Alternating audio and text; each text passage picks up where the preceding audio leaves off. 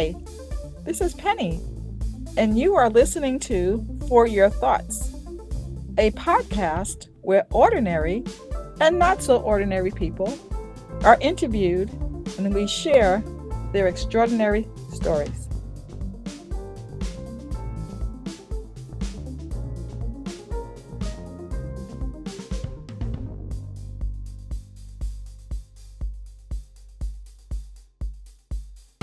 We have today Mr. David Bonner.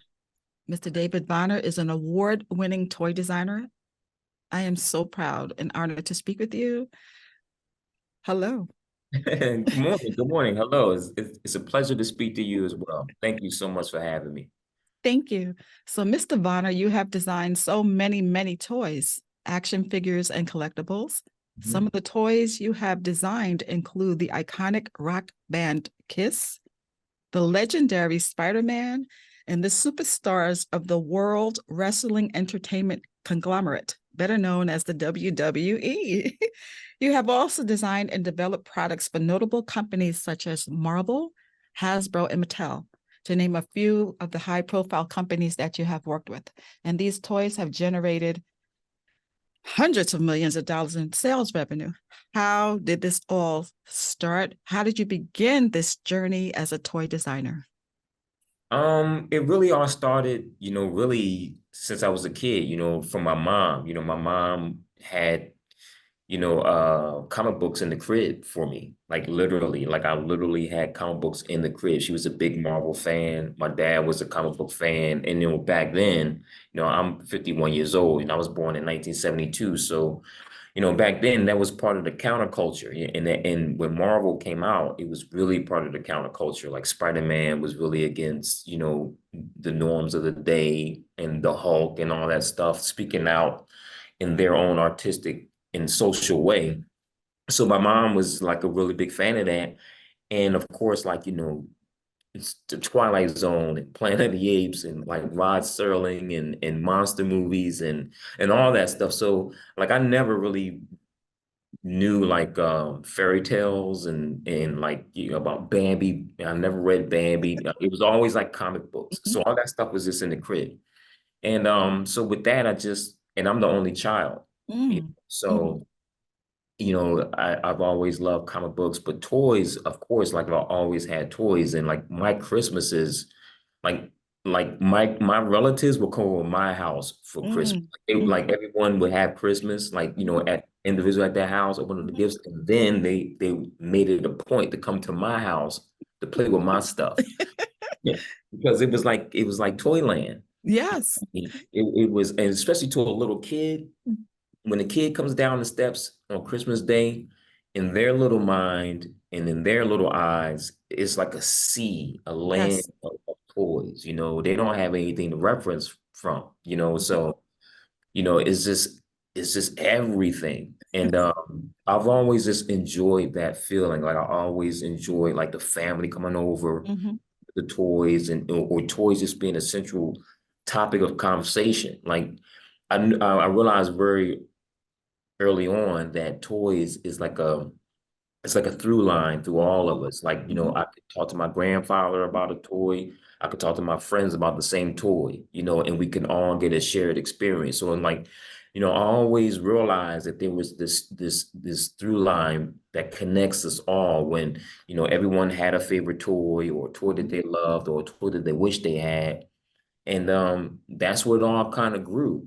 So I just wanted to draw comic books. But I never said in my mind like I want to be a toy designer. Mhm. If anything, I want to be a comic book illustrator. But when I went to at that time, comic book illustrators weren't really paid enough. Mhm. When it was time for me to start thinking about college and everything, so I went to the Art Institute of Philadelphia.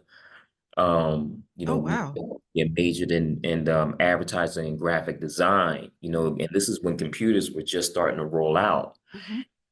and how that came about, because I grew up in Atlantic City, New Mm. Jersey, and Mhm. very casino heavy at that time, but also it was a lot of ad billboards all over the city. Mhm. And those billboards were actually created by advertising agencies in Las Vegas. So it was Yes. like Atlantic City created ads for ads in Las Vegas, and Las Vegas created ads for Atlantic City. So and those were really the only two casino places in the country. Mhm. So it was always kind of inundated with advertisement and magazines and everything. So my mom was like, look, man, this is where you need to go because this will sustain you, you know. Yes.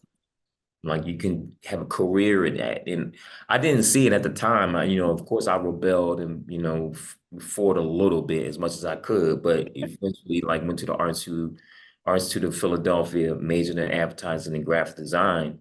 And that was that, you know, at least I thought. Mhm. Mhm. But I actually wound up getting in trouble when I was 19 years old, almost went Mhm. to jail for 10 years, Mm. you Mhm. know, for, you know, just being at the wrong place at the wrong Long time. time. Mm. And now I'm faced with this serious charge that's going to change my life, you know, and so I had to take some time off from school, like a couple of years to, you know, deal with this legal matter. So then when I finally got that beneath me and, you know, got back into school, like even after that, it was still a couple of years later, it was like I came back at a different point. You know, now I'm like a new father. I have a new passion and like a new sense of urgency. Like no longer is it like just school and trying to find myself. I'm like, yo, I gotta make this work, like no matter what. You know, and right as I graduated, there was actually an ad in the paper for a product designer for Spencer Gibbs. And Spencer Gibbs is in my area, you know, Mhm. in South Jersey, the headquarters. And I saw the ad when you can look for jobs in the newspaper. You Yes. know, I saw the job listing in there and I went for it, you know, and changed my entire portfolio over the weekend, I geared my portfolio towards what I thought Spencer's was about. And I wound up getting a job and right, that was the beginning of product Mhm. development. And like the first day I'm working on Elvis and the Beatles and Jimi Hendrix and the Rolling Stones, and they didn't know I knew these people. You know, I'm designing T-shirts and clocks. Like the first thing I did was the Elvis clock, Wow. and my mom, I had my own cube and my own drawing table, my own computer, my own like it was like my own little space. I called my mom and she's like, "What you doing?" I said, "I'm just sketching, I'm doodling." She's like, "Man, you're getting paid to sketch, you're getting paid to doodle." And we just laughed because that's when it was like we made it. You Yes. know, Yes. like, to me, that was the football when back in the day when the camera focused on the football player and he says, "Hi, mom," like Yes. that was like that moment, you know. So it was, and that was the beginning. Then right after that, I started working on Kiss and boom, you know, and that was just amazing, you know, getting yelled at by Gene Simmons and, you know, his designs are actually in my house, but that was when I was introduced to the idea of designing action figures and toys, you know, while I worked on Kiss. Wow, that is a mouthful. You have so many you've created so many positive images in my head. First of all, your relationship with your mom, which is such a God blessed relationship. The fact that that's something that you really love, that's your passion. A lot of people don't get the opportunity to work in what they find to be their passion. And since that's your passion, that's why you just accelerated because that's what you love. And you can see it in your voice. You can hear the way you speak about it. I just wanted to say something also. Mr. Bonner, as a 20 plus year toy industry veteran, you were also involved with designing the action figure line Marvel Legends and creating the Marvel Universe action figure line, many of which have led to the current superhero genre films. In some instances, is it correct to say that the toys were designed and then a movie was created for the toy? Or has that ever happened? Do you know of that? Toys were designed and then it was such a fantastic thing, and the people gravitated towards that they then created a movie. Right. Well, it kind of started in Star Wars, right? Where the idea of having a toy and movie kind of combination, right? But it was the idea of toys based off of the movies. Here, you know, later on, the toys actually influence how the characterization of the movies. Like, you know, like when Jesse Falcon created the Marvel Legends and we all worked around that and around him, and the idea was to have for the first time actually have characters that look exactly like the comic books fall out of the comic book and be in your hand. Like it was really the first time, like really, like not just make a representation of Spider-Man or Iron Man, and they not really look like the characters in the comic book. Like here was like what is exactly on the page the character would look like, and you could Mhm. pose it like that. And it was like really the first time that was ever been done. So we did so many, and this is right around the time when like the internet really started to boom. Like there was Mhm. like chat rooms and everything, and social media started to become a thing. eBay was a new thing, and collectors were starting to sell our stuff on eBay, and we started to see this increase in price. Like back in the day, you could buy a Marvel Legends for like $9.99 in KB Toy Store, and then guys would turn around and selling it for 50, 60, $70 on eBay. And we were like, that's crazy. And then it started to increase and increase. But we started to notice that Mhm. some of the rare ones were the ones that these guys were starting to aim for. So it was like, hey man, let's make this part of our strategy. Let's Mhm. make some of these guys rare. Let's have fun. Like so we began to treat the line like how the guys treated the comic books, Mhm. the Mhm. publishers, like having little Easter eggs and his hidden messages, and having certain characters in the wave, Mhm. and tying in comic books and writing stories and just wrapping around certain variants and looks and expressions that were only seen in this particular issue, or phrase that was said in this particular. So it was like all this stuff just opened up. Like, man, we can actually make comic books with toys. Mhm. Mhm. And with that, it inspired the video game guys. Like, hey man, we can actually accumulate these dudes, and because they were all looking at this stuff as reference, Yes.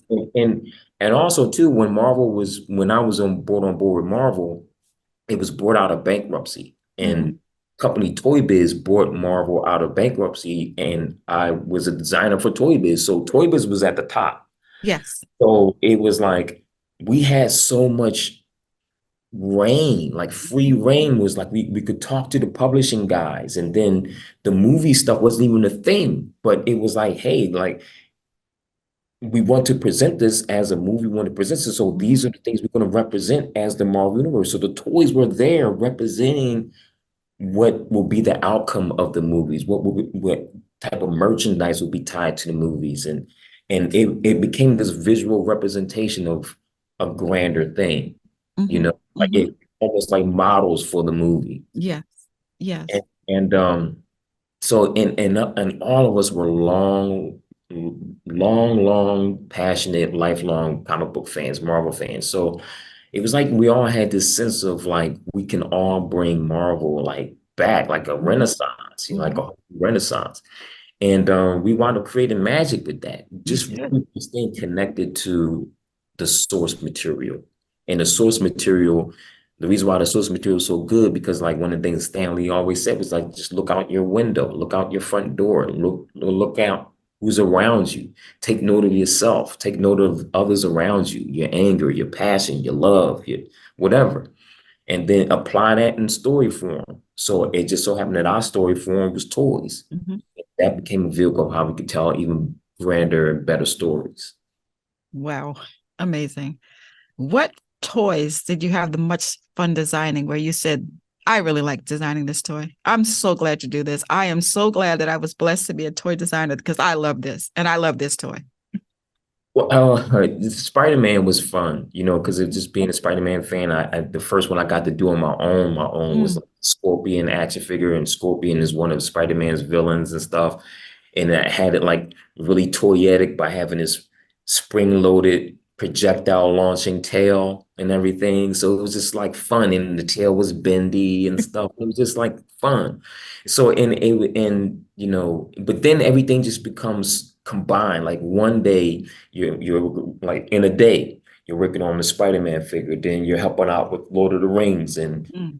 you got to get a B sheet that's going to go to the movie studio for X-Men, and you got to listen to some sounds for the Avengers, and you got to look at some animation stuff, and you got to look at some packaging stuff. So at the end of the day, when you sit there, or by lunch, when you sit there after all these meetings, you sit back and think like, man, this is like I'm getting paid to have the play in the toy box. Mhm. So it's not really just one thing, it's everything. Like when you Everything. look at there, it's like, man, like you work with animators, you work with comic book guys, you work with some of the best toy makers in the world, some of the best thinkers in the world. You're having these conversations of not just here and now, but like projecting, like 5 years from now, how can we not only make money, but also make an impact on kids? Like when we worked on Spider-Man, the first Spider-Man movie, and Spider-Man was really starting to take off.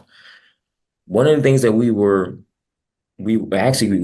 planning on taking Spider-Man off. And one of the things we were tasked with was how can we make Spider-Man familiar with a child that's 6 months old? Like, how can a child Mm. that's 6 months old recognize Spider-Man? And it became like a Mhm. social experiment. Mhm. Like we were designing to kids and understanding their nature and their sense and sensibility and what makes them tick.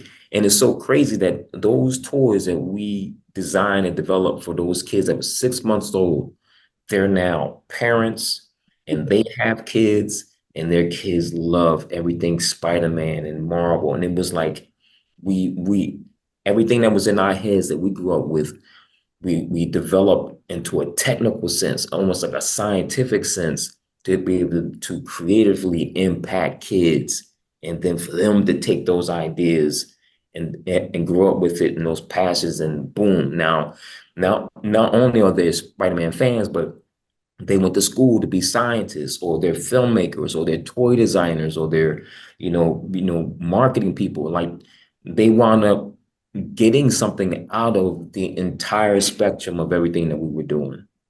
Well, a combination of your marketing experience and your marketing degree and your passion for toys, I'm just hearing how that combination was like the perfect formula to design the toys that you really loved. It's such a perfect formula.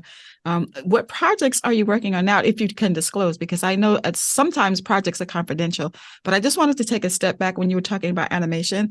I do a little script supervision amongst all the other things I do, and I was on a call with Pixar, and they were telling me how it sometimes takes 5 years to develop these movies that we see, like Toy Story and all these movies. They take a long time to develop. And when I'm hearing you going to these meetings and hearing animation and hearing how the character sounds, there's a lot of work that people don't know go into creating all what you do. They have no idea. I guess they think people have an idea and they say, let's do a movie. And then 6 months later, there's a movie. No, it takes years. Right. Years. Especially when you're not there. You only Mhm. see the outcome, right? And then you can say, well, why did they do this? Why did that? Like toys is, for a long time, toys was very secret. Like Mhm. you could see like movie magic or behind the scenes stuff with movies and TV shows, but with toys, you never saw that, because, a lot of these ideas wound up, turning into, inventions that wound up turning like, the Slinky has sold more items than Yes. Michael Jackson, the Beatles, and, the Rolling Stones combined. Like when you start thinking about how many items is sold versus how many records are sold. Mhm. Isn't that amazing? It's Amazing. amazing, right? So when you think of like that, the strategy is, wow, you got to keep things tight and secret because there's also competition out there, and you want to be able to impact. Everybody wants to have lightning in the bottle.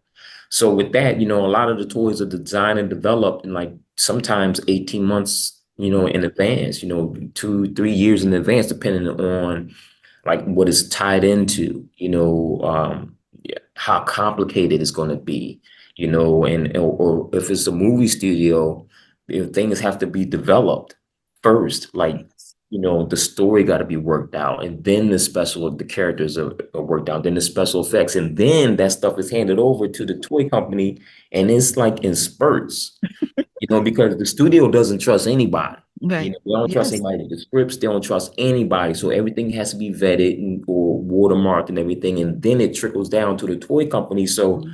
we as toy people, sometimes we're developing stuff in a vacuum. Mhm. Like we can't even see what's going on. So you have to use your creativity or your mind, or you really gotta either understand where it's going, try to embed yourself as much as you can with the studio, or just try to get tidbits of information and then really use your imagination to go from there.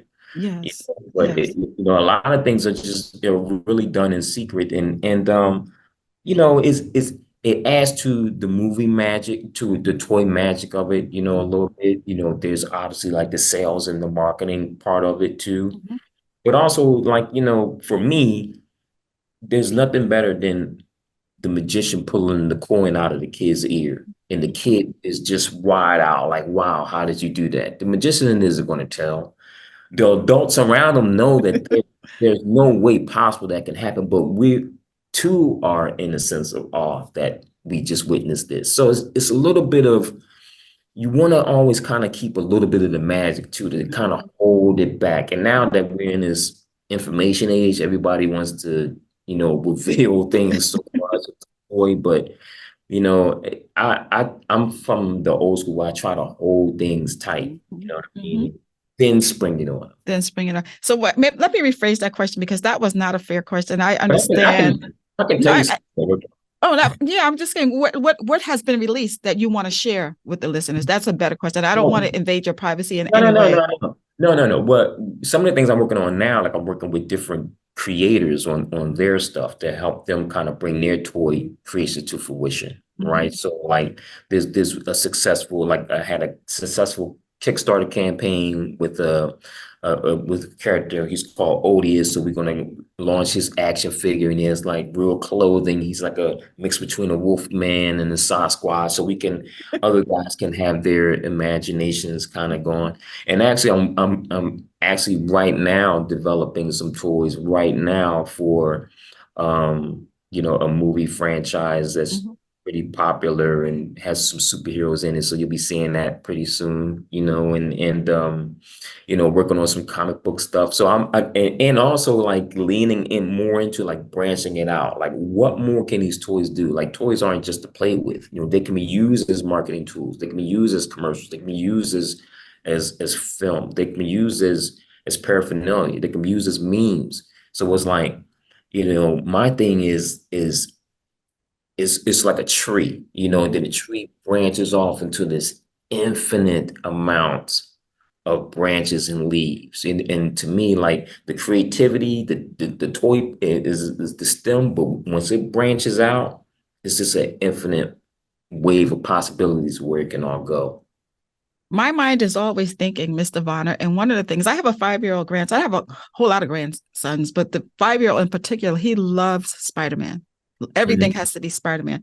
So I was thinking, if Black young boys, not just Black boys, not young boys, that they were able to have a superhero created in their likeness, and whatever their Mhm. superpower is, whether it's spelling, I don't know, eating ice Mhm. cream, I think that would be such a blessing. I think parents would really buy into that because, to your point, it's more than a toy.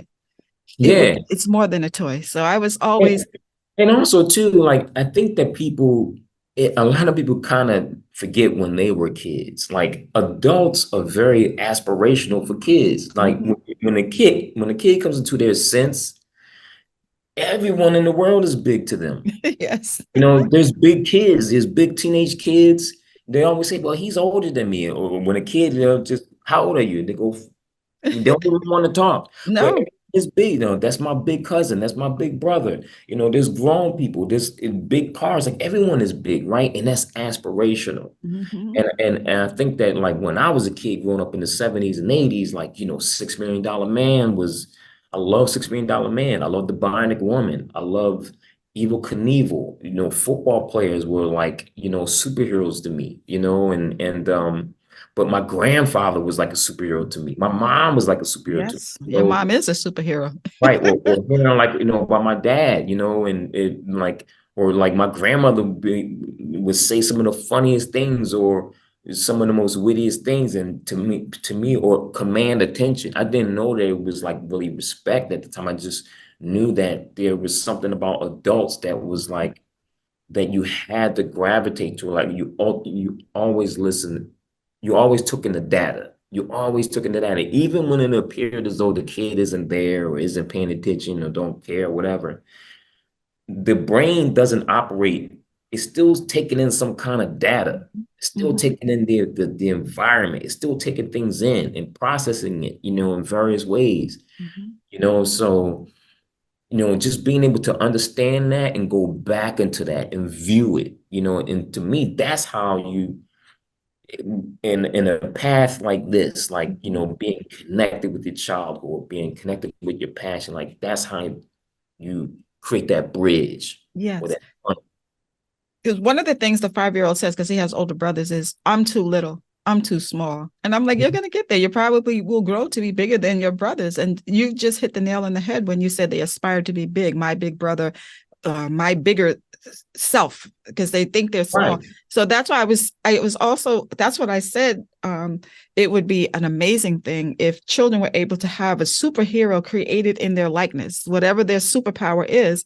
And I think parents would eat that up. I know you're super busy. You probably don't have I time to mean, create that. it's funny. I am a superhero action figure. I'm actually War Machine.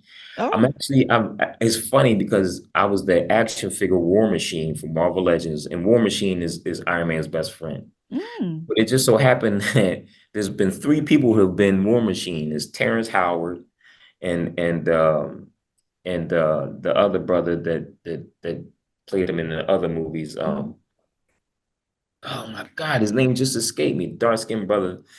And he's played War Machine and also me. mhm, So it's kind of fun to be in the same Don Cheadle. Don Cheadle.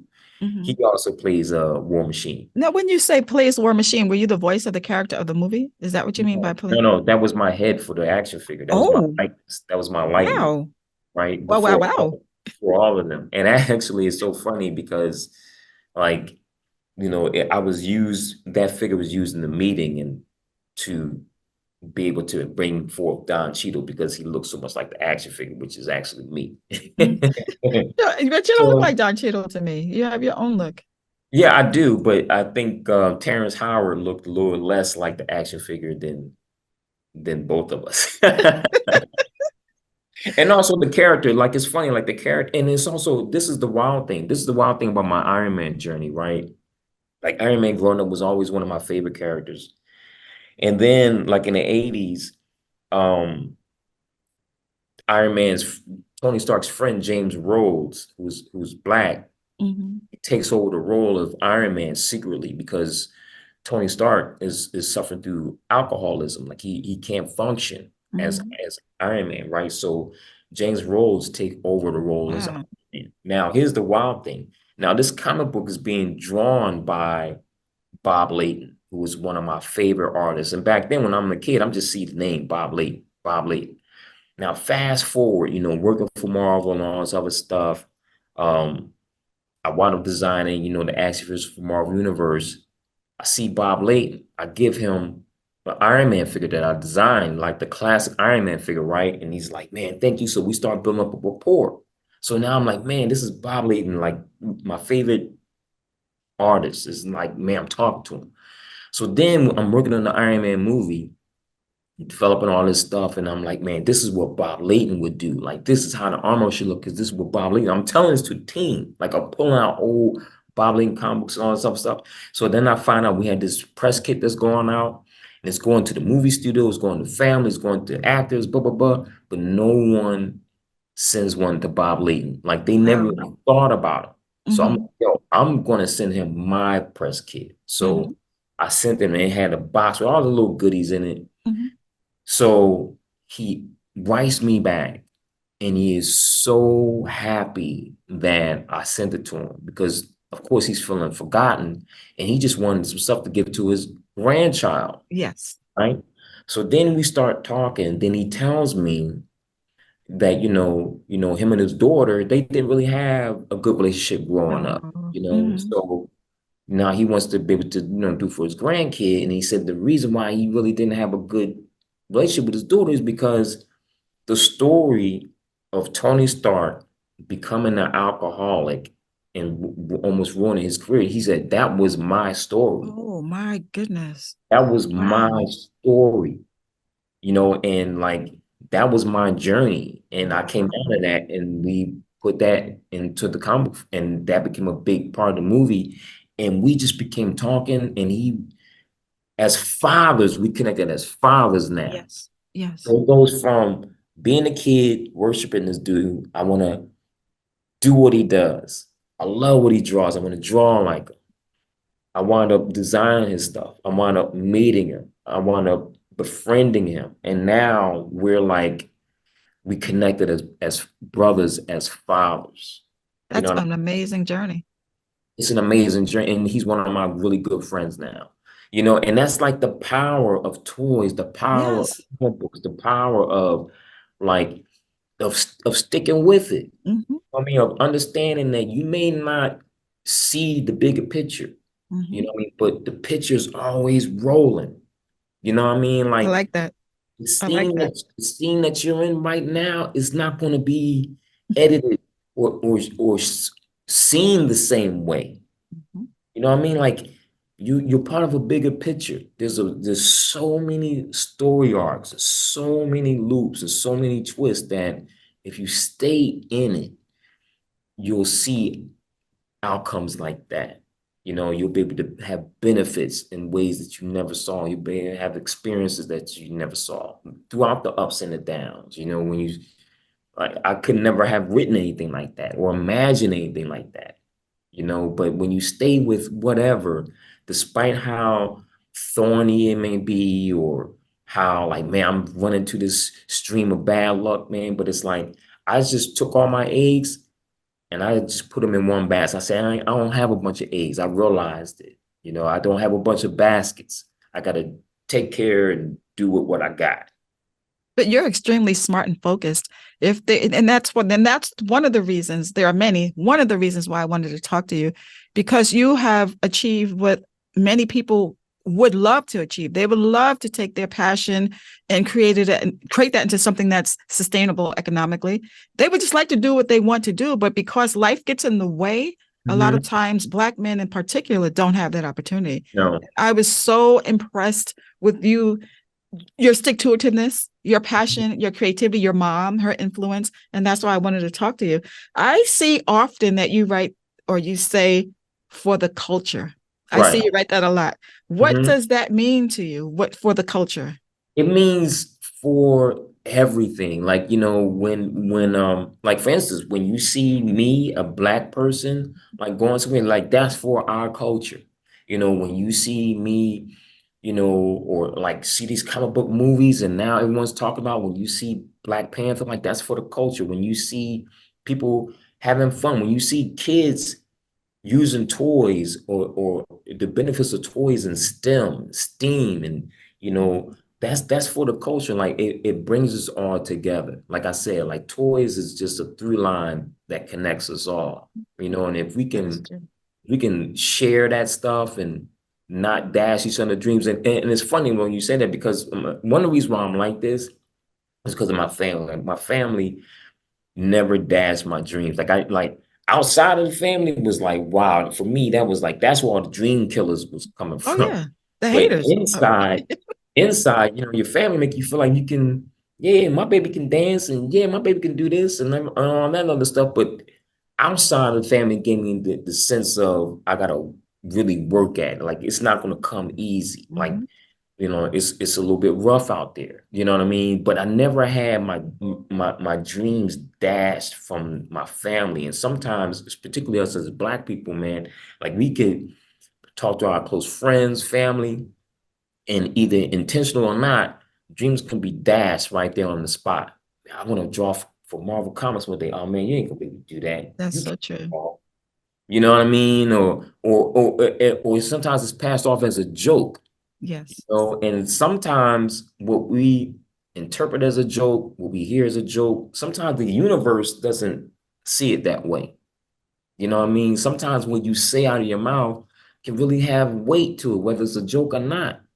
You know what I mean? And sometimes you just got to be able to just, not sometimes, all the time, just persevere through that and especially when it comes to something creative, you know, because it's coming from within you. Hmm. And eventually, like no matter what you do, whether it's song, dance, toys, art, whatever, you still gotta blaze that individual path, Hmm. no matter what.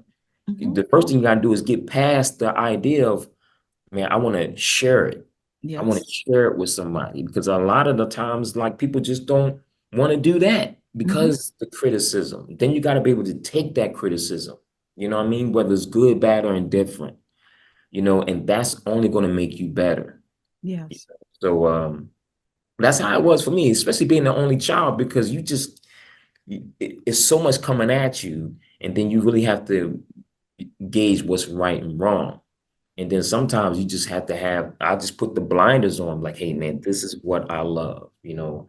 My mom was like, hey, the boy can read comic books. Yes, if he's learning some science from the comic books, if these comic books are keeping him out of trouble, Yeah. if these if the comics are inspiring him, like they had so many different things where it was like, keep them coming. Hmm. You Yes. need 20 hours a week here. Here you go. Mr. Bonner, have you ever thought about or have you created your own comic book? Because I know early on you said that that was something that you thought of doing. Have you I have. created your? I played around with it, but you know what it is? I love everything about comic books, Mhm. right? And I could never do it on my own. I tried to do it on my own, but I love like working in a team. Like I Yes. love the idea of fostering other ideas, like taking them in and listening to other, frames of mind, getting to debates, getting to arguments, you know what I mean? Like, but bringing all that together, like I just love the cross collaboration, you know? Hmm. I think that too is the only child in me, the need to have a sibling, to work with siblings I was and going to say that.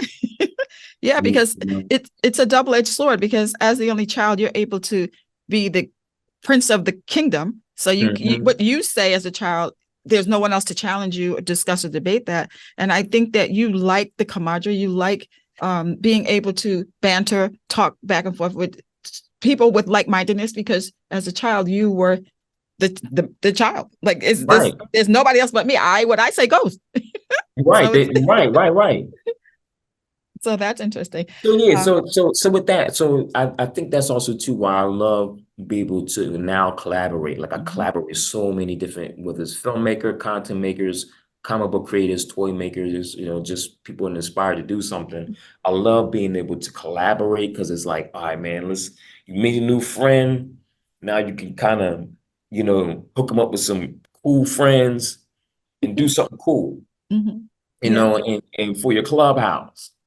And that's kind of like for the culture, like a big clubhouse where we can do cool stuff, say cool stuff, show cool stuff, wear cool stuff, be cool stuff. I love that. And that's why For the Culture should have a toy line for Black young boys so that we can have their own action figure with their superpower for the Hmm. culture. That's a hot line right there. Mr. Varner can also be seen in this amazing show that I saw on the History Channel called The Toys That Made Us.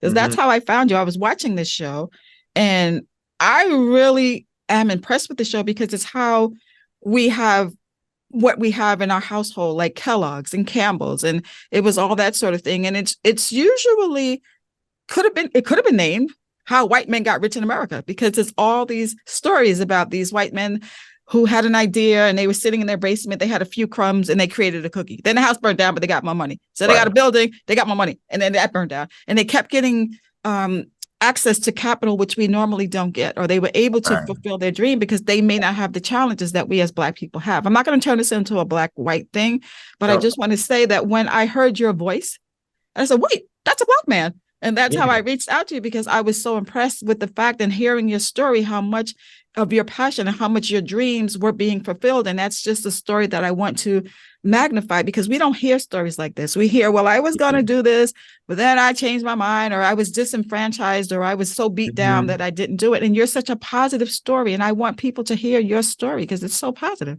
Well, you know what it is like even though somehow, some way, our color or where we grow up precedes like our knowledge or our mind. Like just because we're Black or just because we may grow up impoverished or lack certain opportunities does not mean that we're not ingenious. That Absolutely. doesn't mean that we still don't use ingenuity. Like, for instance, like there's always been Black creators, there's always been Black inventors, there's always been Black model makers and artists and all that stuff. The only thing is that when you start looking at the time, there were so many obstacles in our way, what I mean, that obstructed us from those things. So it's like, you know, just the landscape isn't fair, especially when you're told to pull yourself up by your bootstraps. And it's like, well, wow, now you got to start prioritizing. First, I got to get some boots. Right. You got to prioritize living with your passion. And sometimes living is going to outweigh, well, this is what you like to do, but this is what we have to do, and like for instance, like I spent a lot of time in Mexico, and I realized that I get a better sense of why there's a mentality of family and working in Mexico. And it's because there's less obstruction in the family. There's less obstruction in working. No matter what you do, you can have a hustle. For some reason, when we have tried to do that as a people, either there's been outside forces that got into the way, outside jealousy that's gotten into the way, or just some outside thing that prevents us from, like, drugs don't just happen to magically appear in these areas. Right. Low income areas just don't happen to appear. That's You know, so true. like there's a lot of, little things that happen day by day by day that adds to a person, that adds to a place, that creates these obstacles. And it's unfortunate that when it comes to survival, our people has so many obstacles in their way that for Yes. some reason, hold us back generationally. And it's like we can own the shops. We did own the shops. We owned the nail shop before, and we owned restaurants, and we had, doll makers and dressmakers. We had all that. We thrived. But things came into the way that forced us sometimes violently out of that. Yes. And some people could argue that it's been intentional.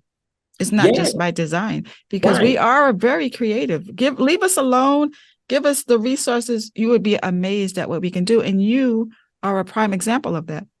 And Look also, at you.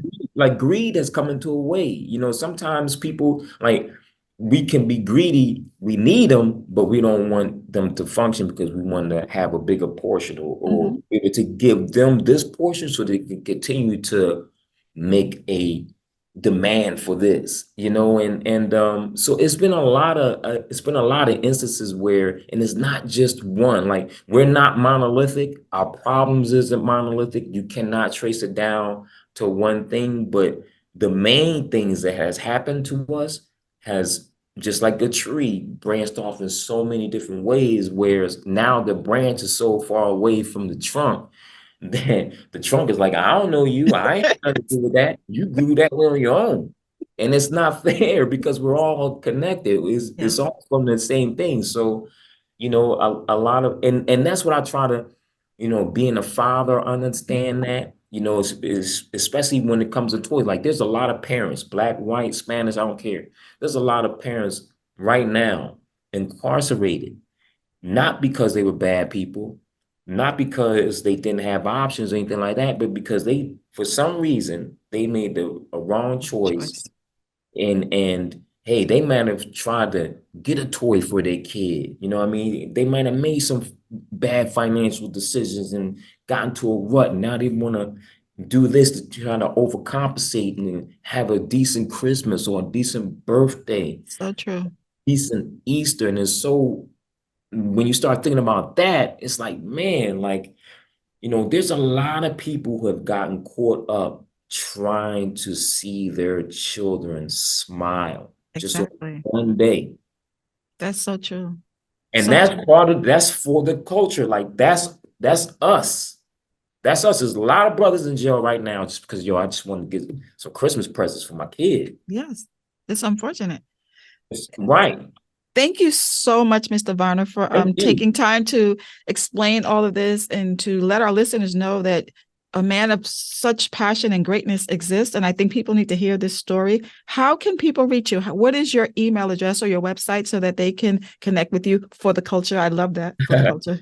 Well, you can use the hashtag for the culture and I'll come up. So if you follow that hashtag, please do so. And also too, and it's usually Follow the Culture, Love, Death, Robots, because I just love all that stuff to death. And also too, like on social media, I'm always David Vonner. On Instagram, David Vonner. On Facebook, David Vonner. You can always find me, reach out, you can DM me, and I'll always respond, and we can connect and either discuss some fun stuff, or discuss how we can move us forward as a people. I'm always down for it, and particularly using this vehicle. Like sometimes sports will get a bad rap for using us, or music will get a bad rap, but toys is kind of like, you know, if we can use this as a means to bridge some relationships or break down some barriers, or have some conversations, then by all means, let's do it. Let's use this for a chance.